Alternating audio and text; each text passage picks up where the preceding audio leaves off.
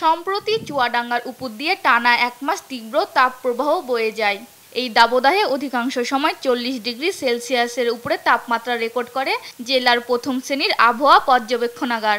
এই প্রভাব পড়ে কৃষিতে, বিশেষ করে সবজি চাষ ব্যাপকভাবে ব্যাহত হয়।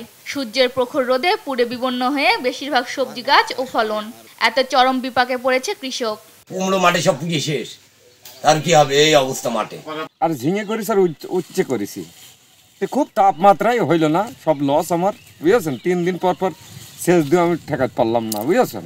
উজ্জে লাগিয়েলাম করল্লা যার বলে, এই লাগানোর পরে বানে উঠলো, কেবল ধরা পাইতেছে, আর এই রোদি সব গাছ হলুদ হয়ে গেল।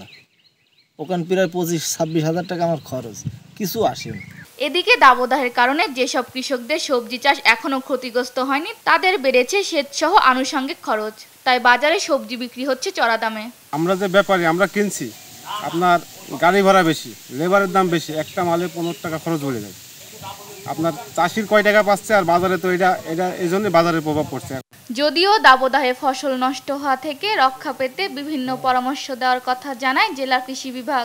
মাঠ পর্যায়ে উপসারী কৃষি কর্মকর্তাদের, কৃষক ভাইদের পরামর্শ দিচ্ছি, যাতে করে তার এই যে তাপপ্রবাহের এটা এবং বর্তমান যে বৃষ্টিপাত, এটাতে সেই আক্রান্ত থেকে আমরা সেই পুষিয়ে অবশ্যই ফলন ভালো হবে এবং আশা করছি।